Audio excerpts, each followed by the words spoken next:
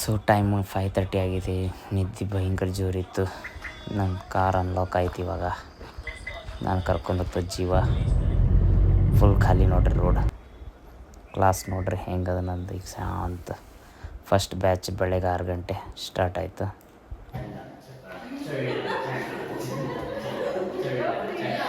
ಸ್ವಲ್ಪ ಕ್ಲಾಸ್ ಆದಮೇಲೆ ರೆಸ್ಟ್ ಮಾಡ್ತೀನಿ 8 to 9.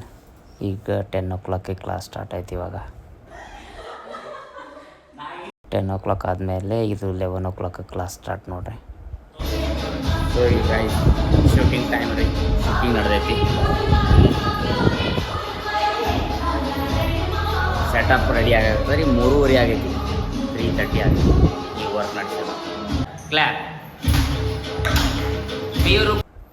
ಈಗ ಕಂಪ್ಲೀಟ್ ಆಯಿತು. ಈಗೆಲ್ಲ ಸೆಟಪ್ಪನ್ನು ತೆಗಿತೀನಿ. ಎಲ್ಲದು ಜಾಗಕ್ಕೆ ಇಟ್ಟು ಟಿಫನ್ ನೋಡ್ರಿ ಮನೆಯಿಂದೇ ತೊಗೊಂಡು ಬಂದಿರ್ತೇನೆ. ಇವಾಗ ಎಲ್ಲರೂ ಕೂಡಿ 4 ಗಂಟೆ ಆಗೈತಿ. ಈಗ ಮತ್ತೆ ಸಾಯಂಕಾಲ 6 ಗಂಟೆ ಬ್ಯಾಚ್ ಸ್ಟಾರ್ಟ್ ಆಗಿದೆ.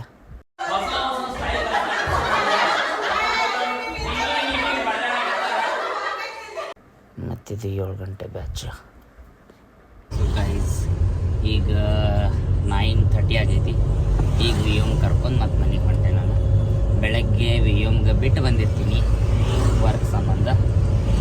ಹೋಗುವಾಗ ಕರ್ಕೊಂಡು ಹೋಗ್ತೀನಿ. ಸೊ ಗೈಸ್ ಇವಾಗ ಮನೆಗೆ ಬಂದೇನೆ. ಇವಾಗ ರೆಸ್ಟ್ ಮಾಡಾಕತ್ತೀನಿ. ಬೆಳಗ್ಗೆ 5:30ಗೆ ಹೋಗಿದ್ದ ಕ್ಲಾಸಿಗೆ. ಈಗ 10 o'clock ಆಗೈತಿ.